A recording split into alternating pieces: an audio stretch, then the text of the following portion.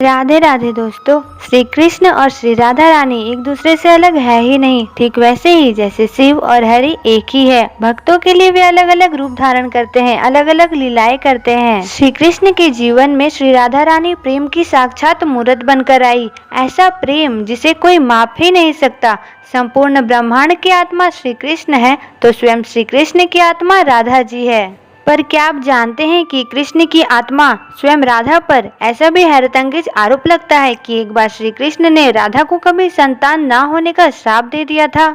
दोस्तों, श्री कृष्ण ने राधा रानी को जो श्राप दिया उसका वर्णन श्रीमद् देवी भागवत नाम की पुस्तक में मिलता है। हालांकि मैं इस मत से बिल्कुल भी सहमत नहीं हूँ और इसका केवल आलोचनात्मक विवरण कर रही हूँ। कथा के अनुसार एक बार श्री कृष्ण को लीला करने और प्रेम रसानुभूति करने की इच्छा हुई और उनकी इच्छा करते ही तुरंत उनकी बाईं ओर से एक अद्भुत सुंदर देवी प्रकट हुई जो श्री कृष्ण के समान ही आकर्षक थी। जब श्री कृष्ण ने उन दिव्य शक्ति से पूछा कि हे देवी आप कौन हैं, तब उन्होंने कहा मैं तो आप ही से प्रकट हुई हूँ देव, इसलिए आप ही बताएं मैं कौन हूँ। तब भी श्री कृष्ण कहते हैं कि आप मेरी आह्लादिनी शक्ति श्रीमती राधा रानी हैं।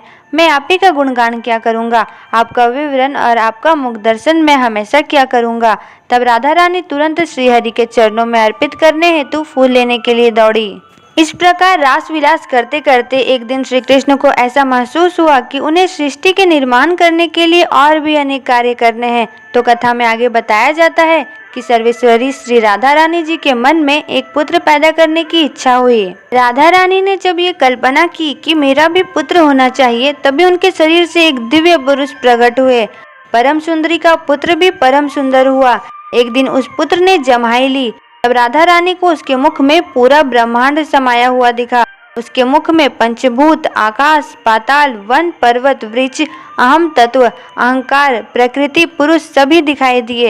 ये देखकर कहा जाता है कि राधा रानी जी को बिल्कुल भी अच्छा नहीं लगा, परंतु राधा रानी करते भी क्या, तब उन्होंने उस बालक को जल में बहा दिया। जब श्री कृष्ण को ये बात पता चली तो उन्हें बड़ा क्रोध आया और उन्होंने राधा रानी से कहा हे देवी, ये आपने क्या कर दिया? आप अपने पुत्र के साथ भला ऐसा कैसे कर सकती है? मैं आज आपको ये श्राप देता हूँ कि आपको कभी संतान होगी ही नहीं। चाहे आप कुछ भी कर ले, आप सदा किशोरी ही रहेंगी, नेह संतान ही रहेंगी। दोस्तों, तभी से राधा रानी का नाम कृशोदरी पड़ा। इनका पेट कभी बढ़ता ही नहीं। दोस्तों, श्रीमद् देवी भागवत की ये कहानी सुनकर मुझे तो नहीं लगता कि श्री कृष्ण ने राधा को कभी श्राप दिया होगा, क्योंकि राधा रानी अपने सभी भक्तों को अपनी संतान के जैसा दुलार करती है। वह पूरी जगत की माता है, भला वो अपनी संतान के साथ ऐसा कैसे कर सकती है? ये कहानी मुझे भ्रामक कहानी ज्यादा प्रतीत होती है।